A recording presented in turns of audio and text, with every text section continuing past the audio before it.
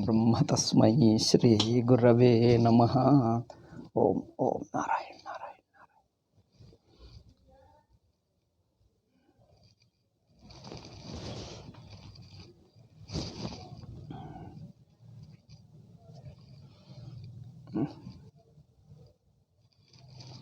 Okay. ಈಗ ನಾವು today is, I think, what day is today? 28th October, Friday. Adharinda we shall speak on Sugama today. Okay. I just opened the Facebook also. Don't worry, those who want to see what you call YouTube can see anyway directly. Still out of my habit, I opened my Facebook. Okay, in the 54th point of Sugama, ಭಾಷ್ಯೋಪಾತ ಸರ್ವಸಾಕ್ಷಿತ್ವ ವಿಶೇಷಣ ಕೃತ್ಯಂ. ಇಲ್ಲಿ ಸರ್ವಸಾಕ್ಷಿಣಿ ಅಧ್ಯಾಸ. In the previous section, there was a phrase, there was one sentence.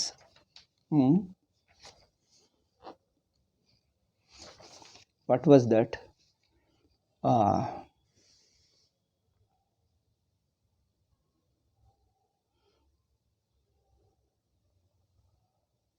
Aham pratyayinam ashesha swaprachara sakshini. See, all aham pratyaya is imposed upon the sakshi. Then sakshi is imposed upon the anatma. Sarvasakshinam antakarnadishu adhyasyati. When Bhashyakara said Sarvasakshi is imposed on antakarana,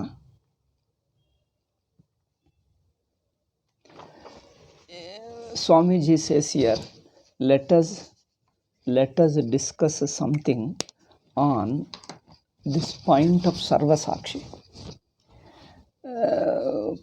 Why he used the word Sarvasakshi?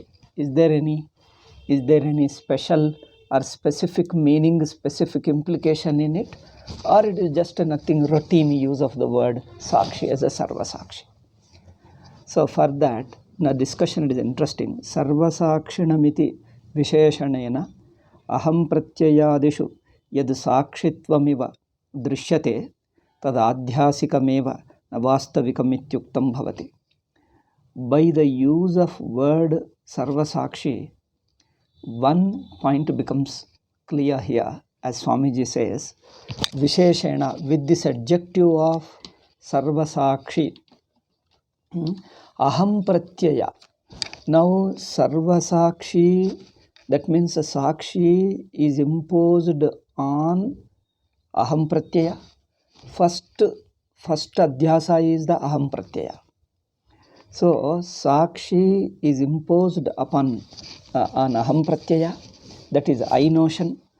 Then I notion, that again continues into Antakarana, and then continues into sense organs, then into body.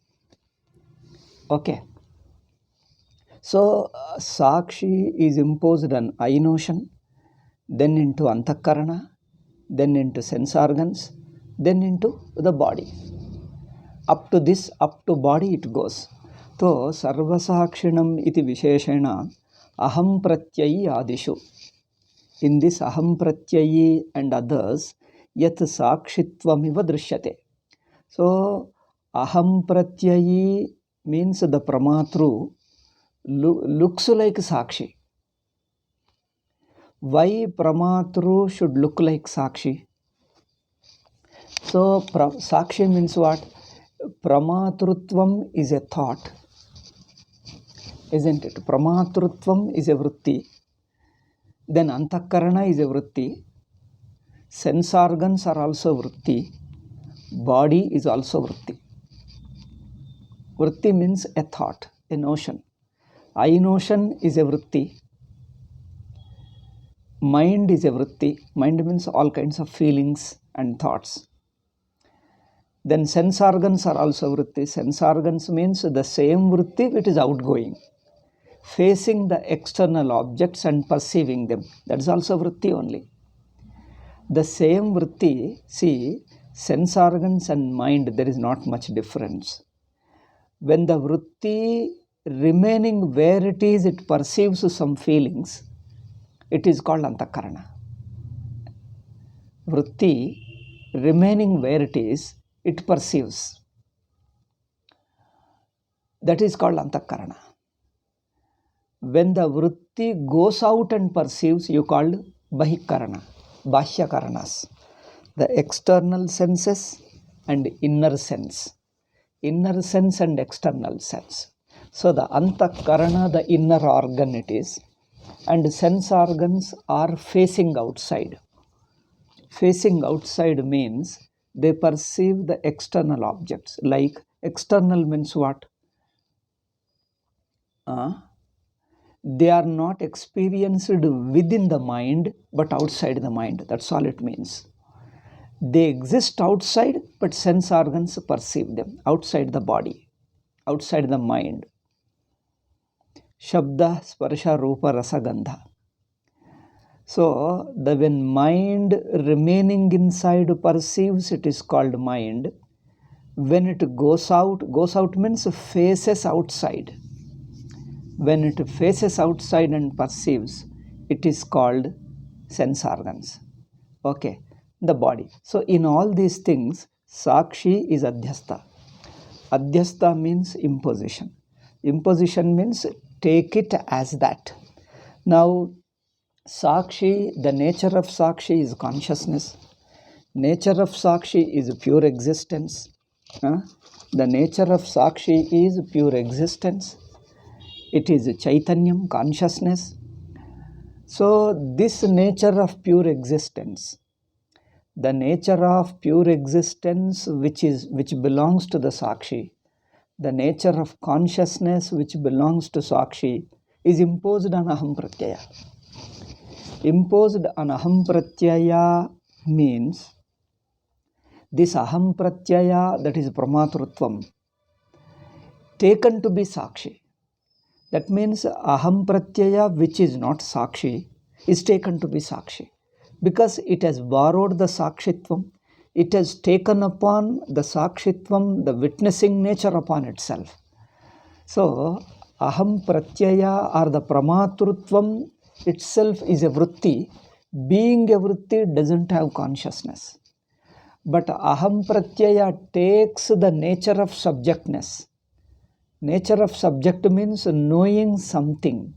Aham Pratyaya takes itself to be the knower of other things. Okay, here you can see clearly Sakshitvam is taken over by the Pramatrutvam or by the Aham Pratyaya. The I notion takes the nature of consciousness, and I notion thinks that I am consciousness. In fact, I notion is not Sakshi, because I notion being a notion is a part of Antakarana. See, I notion being a notion, it is a part of Antakarana. It is also known to consciousness. But you see, the I notion, what it does is, it behaves, it thinks that itself is consciousness. The I notion thinks that it is consciousness. See, that is the Adhyasa here. See that? Have you seen that Adhyasa here? I notion is a notion. Notion is a part of Antakarana. Since it is a part of Antakarana, it is known to Sakshi. Because in waking state, you find there is an I notion. In deep sleep, there is no I notion. Where I notion is, where I notion is not, it's coming and disappearing, both are known to me. That I notion is present now when I am in waking state. Then I notion disappears in deep sleep. This presence and absence of I notion is known to Sakshi. The witnessing consciousness knows the presence and absence of I notion. This proves that I notion is a notion. It is a vritti of Antakarana vritti. It is not a Chaitanyam. Okay, it is Antakarana vritti but not of the nature of Chaitanyam. Yet, The I notion thinks that it is the Chaitanyam, therefore it is knowing others. I notion thinks it is knowing the mind. Mind means it knows the other thoughts of mind. It knows the feelings of the mind. It knows the sense organs. It knows the body, and it knows the external objects. Who thinks that? Pramatru thinks. Pramatru is I notion. I notion thinks. Okay. The Chidabhasa it is. Chidabhasa means what appears as a consciousness. This Chidabhasa, the resemblance of consciousness found in Antakarana. Semblance of consciousness found in Antakarana assumes a witnessing nature as a subject. Witnessing means a subject. It assumes that it is subject to knowing the external world. So, aham pratyayi subject, the Chidabhasa, the semblance of consciousness, or in other words, consciousness is found in the Antakarana. The mind's the consciousness within the mind thinks that it is a subject of knowing everything. But Chidabhasa, or the consciousness found in Antakarana, is not really Sakshi. Sakshi is beyond Antakarana. Sakshi is beyond Antakarana and self-existing. So that self-existing Swayam Siddha Chaitanya Swarupam of the Atma, Swayam Siddham Chaitanya nature of Atma is imposed upon Antakarana. Therefore he says, Sarva Sakshinam iti Visheshena Aham Pratyayadishu Yat Sakshitvam Drishyate. That Sakshitvam Drishyate means that Sakshitvam you feel in you, Tad Adhyasakameva. It is only due to Adhyasa. It is only imposed one, it is not natural. Na vastavikam ityuktam bhavati. So the subjecthood with Antakarana feels. Antakarana vritti, aham vritti feels that I am subject. Subject means what? I am the knower of things. Aham vritti feels that I am the knower or I am a subject. Okay. Aham vritti feels that I am the subject, I am a knower. Which it is not really, because it belongs to Atma. Antakarana vritti is only known to Sakshi. But Antakarana vritti, that is the subject, because why? Because the subject is actually not Sakshi. Subject is related to object. Subject is related to object. Subject means pramatrutvam, gnyatrutvam. Okay, gnatru is related to gneyam.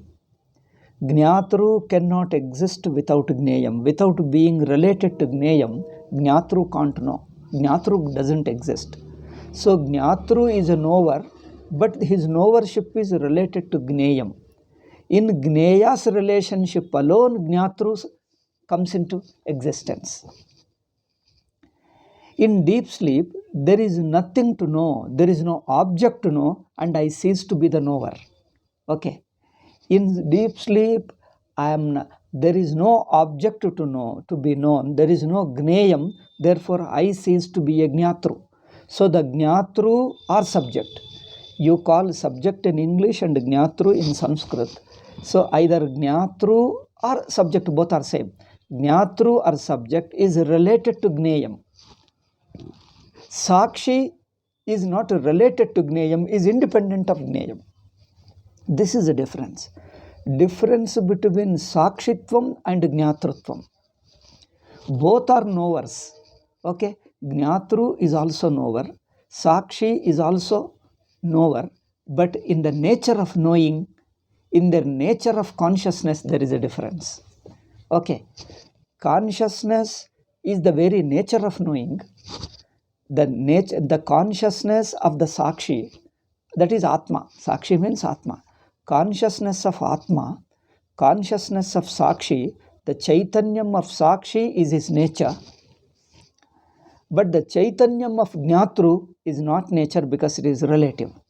It is limited, it is relative, it is borrowed consciousness. It is borrowed Chaitanyam. It is not natural to it. It is assumed Chaitanyam. See, borrowed means assumed, or Adhyasta. Adhyasta means what? Assumed, borrowed.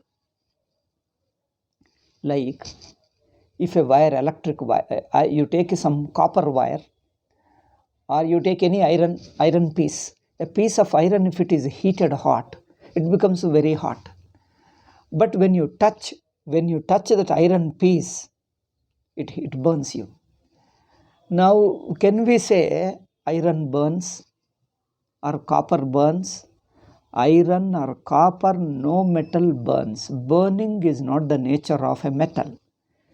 Burning is the nature of fire, isn't it? Burning is the nature of fire.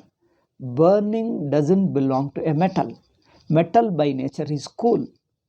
Okay. A piece of metal is cool by its nature. It doesn't burn by itself. Example I am giving. But when heat is applied to it, it absorbs the heat, it assumes the heat, it borrows the heat, we have to say like that. When it is burnt, when it is heated, when a piece of iron or a piece of copper or any other metal is heated, what happens? It receives heat. It assumes heat, it receives heat, whereas it is not its nature. The heat, though the piece of iron assumes heat, it only assumed, it is not its nature. Assumed one is different from real nature. Whereas coming to the fire. Now, can we say fire has assumed heat? You can't say that. Because fire doesn't assume the heat, because fire is heat. Okay. The Aushnyam is the very nature of Agni. Okay. Aushnyam is the very nature of Agni. It is not assumed one. Aushnyam or heat is the very nature of fire. Fire is heat, heat is fire. They are synonymous. Okay. Synonymous. Fire is heat, heat is fire. Agni is Aushnyam, Aushnyam is Agni. They are just synonymous. Okay.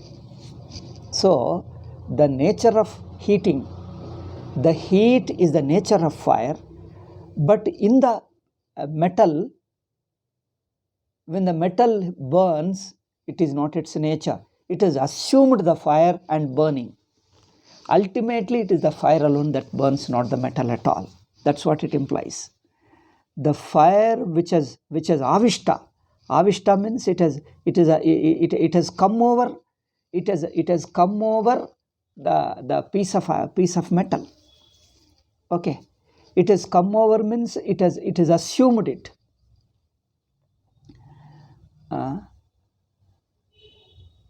So this is called Adhyasa. This is the piece of metal assuming fire, receiving the fire, taking the fire upon itself is Adhyasa. Similarly, Chaitanyam is the nature of Atma, because that means Chaitanyam and Atma are synonymous. Chaitanyam is Atma, Atma is Chaitanyam. They are not two things. It is not a tentative. Chaitanyam is not a tentative state of Atma. Okay, Chaitanyam is not a tatkalik avastha of Atma. Chaitanyam is the nature of Atma, not an avastha of Atma. Okay, therefore Chaitanyam and Atma are synonyms. But the Antakarana vritti called Jnatru. In Antakarana there are two vritti. One is Jnatru vritti, another is Gneya vritti. The knower Antakarana assumes the two states, two aspects. One is the Jnatru vritti, another is a Gneya vritti. Antakarana assumes Gneya vritti, Jnatru vritti. In Jnatru vritti, it becomes a subject as a knower of something. But knowing is the nature of consciousness. Knowing is the nature of Chaitanyam. But how can Antakarana, which is only a vritti, how can it know? Because it has assumed, it has borrowed, it has taken upon itself the Chaitanya. This is called Chidabhasa. Like a mirror, when you put a mirror here, it receives the light of the tube light. It receives the light and reflects it. But if you keep the tube light away, the mirror itself cannot reflect the light. Mirror cannot emanate light. Mirror doesn't issue light. It is only light alone can issue the light. Like tube light or bulb or any other, or deepa or a flame. Okay, that a deepa or a light alone can give light. A mirror cannot give light. But now the mirror is giving light. That means we understand it is not its original nature. Light is not the nature of mirror. It has only borrowed it from the light and reflecting. It is borrowing and passing on. Okay, it is borrowing and passing on to others. Water belongs to a tank or a sarovaram. Sarovaram means a lake. Water naturally exists in a lake or a river. But if a pipe receives it, pipe is only borrowing water. Pipe doesn't mean water. Pipe doesn't have a naturally water. Pipe borrows water from the river. But river, it contains water. River means water. If without water, there is no river. River means water. But if a pipe brings water, it is borrowing water from the river. Similarly here, antakarana vritti, aham vritti, or a pramatru vritti borrows the consciousness from Atma. We have to see this very clearly. Tad adhyasikam eva navastavikam. So aham vritti, how do you say adhyasikam? Why can't we say aham vritti or a pramatru? Aham vritti gamyam, aham pratyayi. Swamiji calls it as a pratyayi. One who has the pratyaya is called pratyayi. That is gnyatrutvam only. Pratyayi is gnatru. Okay. Now, how do you say gnatru has borrowed the consciousness? Because gnatrutvam is a relative status. It depends upon the gneyam. It depends upon the gneyam. In relational alone, gnatru exists. Sakshi doesn't depend upon gneyam. Sakshi is independent of gneyam. Gneyam may be there, may not be there. Gneyam may be there, may not be there. Sakshi remains illumining. But gnatru can be gnatru only in relationship with gneyam. In the absence of gneyam, gnatru can't be. That is the difference between gnatru also chaitanyam and sakshi also chaitanyam. Is there a difference or not? There is. Gnatru has borrowed chaitanyam. Sakshi is naturally chaitanyam. So gnatru is a relative consciousness, tentative consciousness, relative consciousness. These are the two qualities. Whereas for a sakshi, chaitanyam is its nature and it is not a relative. 2 points. This is what makes distinction between sakshi and gnatru. The nature of consciousness is natural to sakshi, and it is not related. Relative means it doesn't depend upon gneyam being present. Gneyam may be there, may not be there. I am what I am. My nature is consciousness, therefore I am consciousness. So that is sakshi. If gneyam is there, it gets illumined. If it is not there, it tells that it is not there. There is nothing. If thing is there, it illumines. Even if you take a normal example of a light, light is naturally light. If paper is there, it will show. If paper is not there, it will show blank. That's all. That means the light doesn't depend upon external objects who get illumined. Okay. Similarly, Sakshi's very nature is consciousness, whereas the gnatru, which is a part of antakarana. Okay. It is why do you say part of antakarana? Because it depends upon vritti. Again, it depends upon the gneyam. It depends upon the gneyam. And in deep sleep, there is no antakarana, you have no gnatrutvam. That means gnatrutvam is a tentative state. In waking and dream state alone, you have gnatrutvam. In waking state, that is jagradavastha. In swapnavastha. In jagradavastha, swapnavastha alone, you are a subject. You are a gnatru of knowing gneyam. You are a subject related to object. In deep sleep, you have no consciousness that you are a subject. Even the thought of subject doesn't exist, disappears. Okay? You are neither subject nor object. You are just yourself in deep sleep. Whereas in waking and dream, in Jagrata and Swapna, you stand as a knower of something. So, Jnatrutvam is a relative. Jnatrutvam is a state, in a waking state or dream state and not in deep sleep. Another point is Jnata always knows a given thing. That's one more point. Jnatru or Jnata knows always a given thing. It requires a limited entity, a particular one. Without a particular, Jnatru cannot exist. It is always related to a given object. Sakshi doesn't depend upon Gneyam. Therefore, Sakshi knows even the time, place, object, entire universe, entire state, waking state and dream state and entire world. Sakshi is a witness of the entire world. World is there or not, Sakshi is Sakshi. Sakshi doesn't depend upon the presence and absence of the world. World may be present in waking, like in waking state or even dream state, but the world may be absent like in deep sleep, like in Sushupti. So world may be present or absent, Jagat may be present or absent, yet consciousness is by its very nature. Okay, now we have seen the distinction between Sakshi and Pramatru.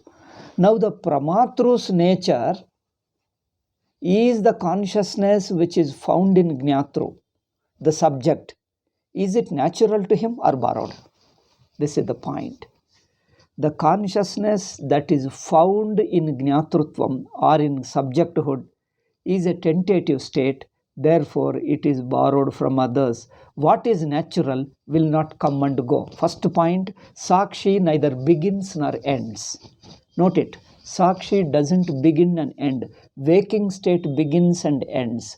Dream state begins and ends. Sakshi doesn't begin because Sakshi is aware of the waking state's beginning and ending. It is aware of the waking state coming and going. It is aware that there is a Jagrata Avastha and now there is no Jagrata Avastha. The presence and absence of Jagrata Avastha Sakshi knows. The presence and absence of dream state Sakshi knows. Sakshi doesn't begin because its very nature is consciousness. It doesn't have a beginning and ending. Antakarana Vritti, the subjecthood, the Jnatrutvam which is related to Gneyam comes when there is a Gneyam. When there is a Gneyam, you assume Jnatrutvam. When there is no Gneyam, like in Sushupti, neither Gneyam nor Jnatru, you are yourself pure Sakshi. Okay. Like this. So, Jnatrutvam is a tentative state in waking state. It is related to Gneyam. Okay, therefore, Jnatrutvam is a dependent, it is a borrowed, it is an assumed consciousness, borrowed consciousness. Therefore, he says, Tesham tad adhyasikam na vastavikam ityuktam bhavati. This is the point. Now, next is Tesham darshanaya karanapekshanat sakshat drashtrutvanupapatte.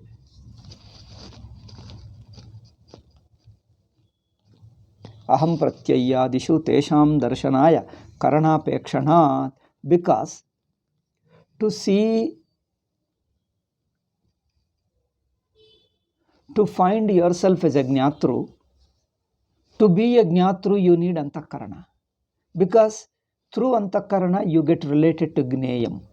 Jnatru is a relative. Jnatru depends upon Antakarana Vritti. Without Antakarana Vritti, no Jnatru. Isn't it? That means Jnatru is not only relative, it is dependent. Jnatru is dependent upon Antakarana. Sakshi is not dependent upon Antakarana. Sakshi is independent. Okay, so Tesham Darshanaya. So for a Jnatru to know, for a Jnatru to know, for the mind to know, for the Indriyas to know, for Indriyas to know, you need Indriya Vritti. For mind to know, you need the mental Vritti. For the Aham Pratyayi to know, again you need Antakarana Vritti. Without depending upon Antakarana, there can't be Jnatrutvam, there can't be subjecthood. Okay. The subject depends upon Antakarana, That's why you find subjecthood or jnatrutvam in Jagradavastha, Swapnavastha. In Sushupti, no jnatrutvam, no subjecthood. That's a good point. Therefore, tesham darshanaya karanapekshanat. So they depend upon an instrument, a karanam. Karanam is an instrument. They depend, karanasapeksham. They depend upon a karanam or an instrument and not in sakshat darsha, drashtrutva anupapattehe. They can't be direct knowers. The jnatrutvam can't be direct knower. Direct knower means what? Natural knower. Direct knower, you understand? Direct knower means sakshat drashta is sakshi. Sakshat drashta means by nature he is sakshi. By nature consciousness is sakshat drashta. Then your borrowed drashta means you depend upon antakarana. You depend upon antakarana, you borrow consciousness from sakshi. Sakshidvaya anupapattescha. Second is, there are no two sakshis. Do you find there are two subjects in your life? There are no two subjects. There is only one subject. Now, what about Jnatrutvam as well as Sakshi? One is a subject, that is a Jnatru, another is Sakshi. Are there not two? No. Because Sakshi and Jnatru are not two things. Same Sakshi tentatively called as Jnatru. Same Sakshi called as tentatively Jnatru. Like an example, a piece of iron burns and heat also burns. Are there two things that burn? Who burn? Tell me. Fire burns. Okay. Then what about a piece of iron? Piece of iron also burns and heat also burns. That is, a fire also burns. So are there two things? No. It is fire. Wherever it burns, it is fire alone. Where the water burns you, or the iron piece, you touch an iron, hot iron piece, it burns. You touch hot water, it burns. You touch anything hot, it burns. Now, do you say that there are two fires? One is the fire burns, another is there are other objects which burn. No. Other objects have borrowed the heat from fire. They don't own the heat. Okay. Other objects borrow the heat from fire. So wherever there is burning, fire is present. Wherever there is burning, whether in a piece of iron or piece of any other metal, or water is hot, iron piece is hot, iron wire is hot, or copper wire is hot, anything is hot, copper vessel is hot, or silver vessel is hot, all that heat is only due to fire. Wherever you feel burning, it is heat. It is fire, that's all. Wherever it is. Similarly, wherever you see the knowing, it is Sakshi alone. But Sakshi doesn't belong to Antakarana. Yeah, Antakarana has borrowed, you have to say. Sakshi doesn't belong to the Aham Pratyaya. Aham Pratyayi, that is a Pramatru. But it is borrowed. That means Chidabhasa. Borrowed means what? Antakarana has borrowed the consciousness. Borrowing means what? Chidabhasa. And technically we call it Chidabhasa. Chidabhasa means it is a reflected consciousness. Don't take it literally reflection. Something similar to reflection. Reflection or Pratibimba or Chidabhasa, these are only examples to convey. Don't literally take there is a Pratibimba and all. Something similar to Pratibimba, that's all. Because no Laukika example can exactly fit into Atma nature. Atma is Atma. There is nothing comparable to Atma. So everything is only a Drishtanta. It is only a Drishtanta, it is only an example to help us to understand. Therefore, similar to Pratibimba, similar to a reflection, here consciousness appears in Antakarana, whatever name you give. If you want to call reflection, okay, call reflection. Reflection is just an example to help you to understand. It is not literally, it is not virtually reflection. If you take virtually reflection, then it becomes a problem, because consciousness cannot be reflected. Consciousness is consciousness. Chaitanya, Atma is Chaitanya. So it is similar to reflection. When we give an example, imagine it is similar to reflection, that's all. Reflection is a Drishtanta to help us to understand. The Post-Shankar writes, the Vyakyanakaras, Panchapadika, Vivarana and all those things, they literally took it as reflection. Therefore, they argue based upon Drishtanta. You see the Panchapadika, Vivarana, Bhamati, and then Amalananda, and then Kalpataru, Parimala, they all keep on arguing on the example. Any book you take it, Vedanta Paribhasha and all these Vedanta Granthas, they argue, you see the Purapaksha there, how can Chaitanya will be reflected? How can Chaitanya be reflected? Their question is, Chaitanyam cannot have pratibimba. Chaitanyasya nirakaratvat pratibimbo na yujyate. This is how they argue. Chaitanya being nirakara, akara means a form and shape. Chaitanya doesn't have form and shape. How can it be reflected? Anything having a form alone can be reflected. Okay? Anything having a form can be reflected. Chaitanyam being formless, nirupasya athava nirakarasya, nirupasya atmanah, nirupasya chaitanyasya katham pratibimba sambhavaha iti the akshep. Then to refute this objection, they try to answer. I think they are unnecessarily stretching it. Take example as an example. Drishtanta is a drishtanta. Don't stretch the drishtanta into the darshtanta. Okay? Drishtanta is a drishtanta. Example is example. Why do you want to stretch it unnecessarily? Drishtanta gives you some idea so that your mind can be tuned to Atma to be able to understand it. Drishtanta doesn't, the darshtanta doesn't exactly fit in drishtanta. Okay, so just as a vastu having a form can be reflected, they'll try to give you akasha will be reflected or light will be reflected, something like that. Whatever it is, we don't go into such unnecessary argument like that. Okay, drishtanta is only a pratibimba is only a simple drishtanta, something similar to pratibimba. Okay, now proceeding. Therefore, adhyastatve sakshidvaya anupapattescha. Therefore, when Sakshi is imposed upon Jnatrutvam, that is Chidabhasa. Imposing means Chaitanyam appears in Antakarana as Chidabhasa. What is Chidabhasa? Abhasa is a semblance. Okay? In Sanskrit, Abhasa means a semblance, an appearance, something, a semblance, a photo, something like a photo. Photo means a photograph, a semblance. A photograph of a consciousness, a semblance of consciousness, pratibimba of consciousness. Then don't ask me how can Chaitanyam have a photo. Something like a photo, I already told you, don't argue with that. Something similar to Chaitanyam, Chidabhasa. Okay, therefore, Sakshidvaya anupapattescha nacha sakshinopi adhyastatve sarvamityatva prasakteha shunyavada prasangaha. Okay, if Sakshi is imposed on Jnatrutvam, if Sakshi is imposed on Jnata, imposed means Antakarana borrows consciousness upon it, takes over, assumes consciousness. Consciousness gets transferred to Antakarana. The nature of consciousness gets transferred to Antakarana. Antakarana means the Jnatrutvam assumes the consciousness. Here the question comes, does consciousness go over to consciousness? Go over to Antakarana. Does it get reflected? Does Antakarana borrow consciousness? This is the real question. So, how can Sakshinopi Adhyastatve Sarva Mityatva Prasakte? Because what is Adhyasta cannot be real. That is a simple question. Purvapakshis, I mean the Vidyarthi's question, the student's question is,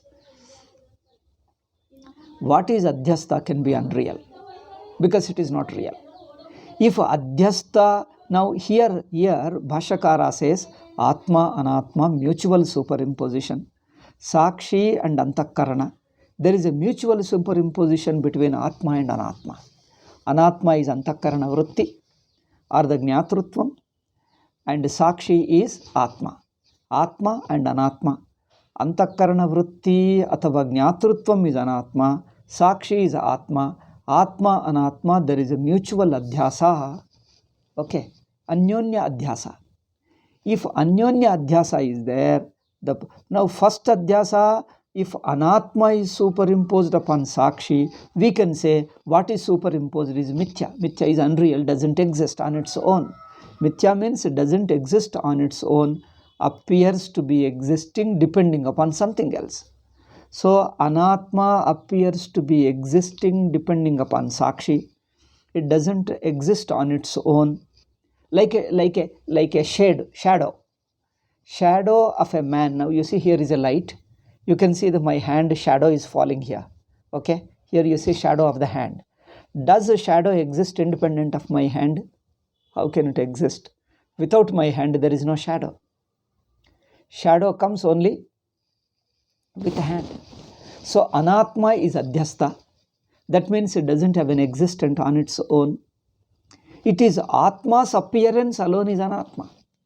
Like the hand appears here on the paper, on the book, because of the light. It is a shadow. Shadow has no existence of its own. Shadow is only appearance of, a reflection is an appearance of the original thing. Original object alone appears here. Similarly here.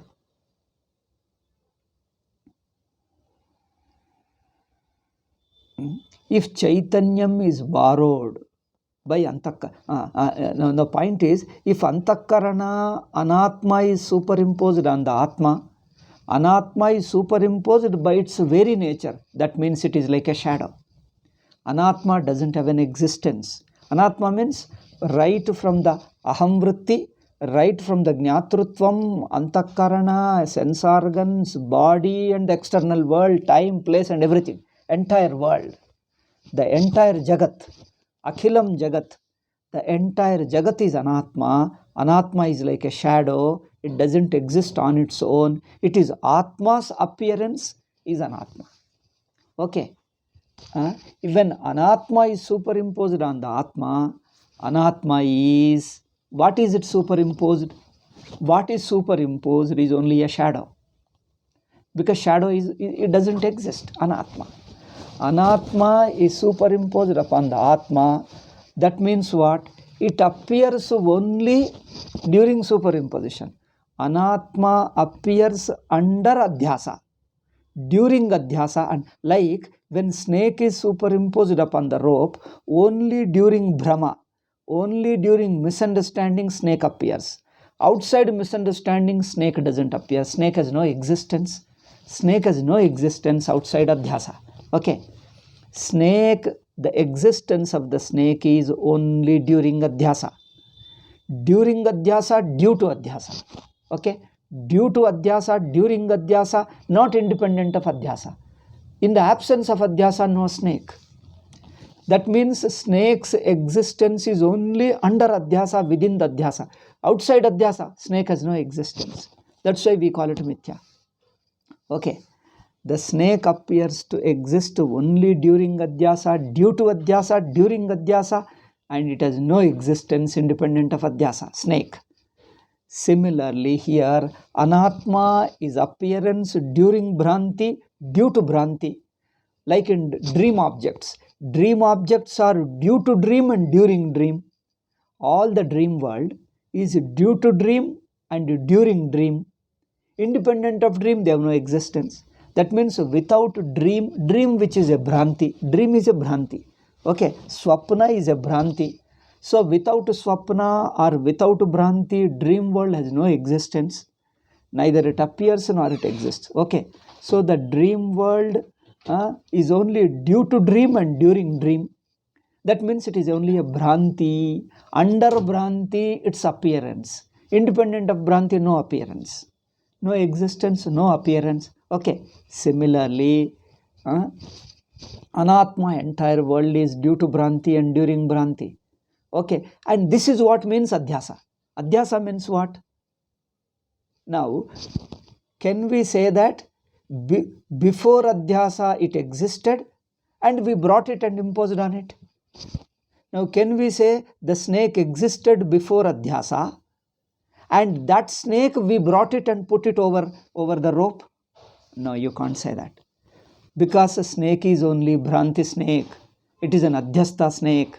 Adhyasa snake, Bhranti snake means snake is a snake only during Bhranti. Okay? Bhranti snake means what? Snake is a snake only during Bhranti. Without Bhranti, no snake. Dream world is a dream world only during dream. Without dream, there is no world. That means the very nature of the world is a dreamy world. Dreamy world. Dream is only a Bhranti, it's only Adhyasa. It doesn't mean that the world existed before Adhyasa and that world you brought it and imposed on Atma. No, you can't say that. It is not true. Snake doesn't exist before Bhranti. Okay? And you can't say that snake existed before Bhranti and then you imposed it on rope. That is wrong, because that is against experience. That is against, some people try to interpret like that, but that's wrong because it is against experience. In experience, it is not there. So, snake is appearing only during Bhranti. That means the very nature of snake is Bhranti. Snake appears during Bhranti, due to Bhranti. It means the very nature of snake is Bhranti. Without Bhranti, no snake. Snake is Bhranti, Bhranti is snake. Without snake, there is no Bhranti. Okay. That means snake has no existence independent of Bhranti. So, Anatma is superimposed on the Atma. That means Anatma superimposed upon Atma. That means Anatma appears only during superimposition. If once superimposition removed, no Anatma at all. Okay? Anatma is similar to snake. Snake doesn't exist outside Bhranti, independent of Bhranti. Similarly, independent of misunderstanding, independent of Adhyasa. Similarly, Anatma doesn't exist independent of Adhyasa. Anatma is appearing in the Atma itself without existing itself. That means its existence is only Bhranti existence. It is an Adhyasika existence. Its nature of existence is only due to Adhyasa. Due to Adhyasa, its existence, otherwise it has no existence. Okay, we have understood. So therefore, anything that is Adhyasta has no independent existence. It is a tentative apparent, it is a tentative appearance without being existing. Really, without existing really, it appears tentatively. Okay. If this is the nature of Adhyasa, but Bhashyakara says Anyonya Adhyasa between Atma and Anatma. Anatma is superimposed upon the Atma. Atma is also superimposed on Anatma.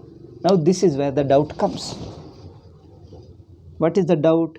If Sakshi or the Atma is superimposed upon Anatma, first we have understood what is superimposed has no independent existence.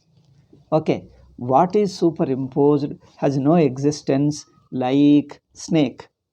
Snake appears in the wake of Adhyasa, in the wake of Bhranti. Therefore, it has no existence outside Bhranti. Its appearance is only during Bhranti, due to Bhranti. Okay. If that means anything that is Adhyasta appears during Adhyasa and due to Adhyasa and within Adhyasa. Independent of Adhyasa, it has no existence. So, if this is the nature of Adhyasa, if Atma, Anatma are mutually Adhyasta, this is what Shankaracharya says. Atma, Anatma is mutual Adhyasa. If mutual Adhyasa, then really big doubt comes. If Anatma is Adhyasta upon Atma, okay, we understood. If Atma Sakshi is Adhyasta upon Anatma, then what will be the problem? Tell me. The problem is anything that is Adhyasta has no existence. It appears only during Adhyasa and due to Adhyasa. Okay, and independent of Adhyasa, it has no existence. If that is the principle of Adhyasta, if Sakshi is Adhyasta, Sakshi also should be like that. Sakshi should appear only during Adhyasa, due to Adhyasa. Without Adhyasa, Sakshi should be ceased to exist. Does it happen? Does it happen? Does Sakshi cease to exist independent of Adhyasa? It doesn't happen. So then you can't say mutual Adhyasa. But Bhashyakara is telling mutual Adhyasa. How are we to understand? Sakshi and Anatma, Atma and Anatma, there is a mutual Anyonya Adhyasa. How do you understand? See, we have explained the principle. Anything Adhyasta appears due to Adhyasa, during Adhyasa, no independent of Adhyasa. No appearance independent of Adhyasa. If Sakshi also appears Sakshi appears during Adhyasa upon the Anatma. If Atma appears during its Adhyasa upon the Anatma. Okay. Due to Adhyasa, during Adhyasa, then Sakshi should not exist independent of Adhyasa, but it exists. Then how do you say mutual Adhyasa? This is the point. For this, there is no Shunyavada Prasangaha, because Adhyastasya Sakshitvasya Mithyatvepi Paramartikasya tasya aprachyate. This is what Swamiji's explanation. Sakshi, is Sakshi Adhyasta or not? Some people told, some means the Vyakhyanakaras. After Shankaracharya, there are Vyakhyanakaras. Everybody knows it is a well-known. Vyakhyanakaras, to solve this problem, they explained like this. Sakshi is not Adhyasta upon Anatma. They told like this. Because if Sakshi were Adhyasta upon Anatma, then Sakshi would come into existence only during Adhyasa, due to Adhyasa, and he will cease to be there independent. Without Adhyasa, he will be ceased to be there. That means during Bhranti alone there is Atma. Without Bhranti, the Atma also would not be there. That would be the case. Therefore, to avoid this problem, they told that Atma is not Adhyasta. Then what? Atma remains close to Anatma, but Atma is not Adhyasta. Sakshi is not Adhyasta. This is their explanation. Why? Why did they give such an explanation? Because if Sakshi were Adhyasta upon the Anatma, then Sakshi's existence would be there only during Adhyasa, due to Adhyasa. Independent of Adhyasa, Sakshi will cease to exist. If Sakshi ceases, there is only Shunyavada, no Atma. No Atma, no Anatma, nothing is there, everything will be blank. Blank means no Atma. But Vedantins don't say Atma is non-existent. Atma is Swatasiddha. You can't say. Then, but Bhashyakara says Atma, Anatma, mutual existence. How do you explain? You see how they explained? They explained that Atma is not really Adhyasta upon Anatma. Atma only Samsarga Adhyasa. Atma's relation is Adhyasta with Anatma, not Atma's nature is Adhyasta. See, Atma is not bodily imposed, Sakshi is not bodily imposed on Anatma, but it is only its relation, its connection is imposed. Atma's connection with the Anatma is imposed. Atma is not bodily imposed. This is what they try to explain.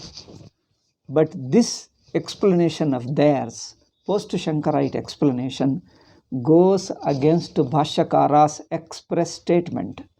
Shankaracharya's open statement is Atma Anatmanoham Paraspara Adhyasaha. In this context also, Sarvasakshini Anatmasu Adhyasyati, Sarvasakshini Antakaranadishu Adhyasyati. See, watch the statement of Shankaracharya. Sarvasakshinam Antakaranadishu Adhyasyati. He is not compromising. He is telling directly Sarvasakshi is superimposed upon the Anatma. Ayyo, if Sakshi is superimposed, then Sakshi will become a Sakshi, Shunya. How do you explain? The Vyakhyanakaras explained, but Vyakhyanakaras explanation goes against Shankaracharya's direct statement. Then how Swamiji explains, you see?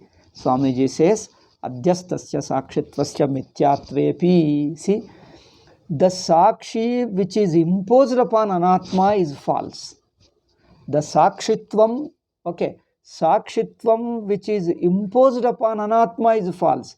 But there is a real Sakshi which is not. The Sakshi has got a two aspects. One is imposed Sakshi, another is a real Sakshi. That's why Shankaracharya says, the imposed Sakshi is Mithya, let it be Mithya. But the real Sakshi always stands Swatasiddham. Why do we have to explain like this? Now time is up. Okay, this is a very subtle point. That's why I am explaining again and again in detail, because this is a very subtle point. People are likely to miss it. Therefore, I took 1 hour in explaining it. Anyway, we'll say in the next class, explain this. Why Swamiji's... Now, there are two things. Shankaracharya says directly, Sarvasakshi is also imposed upon Anatma.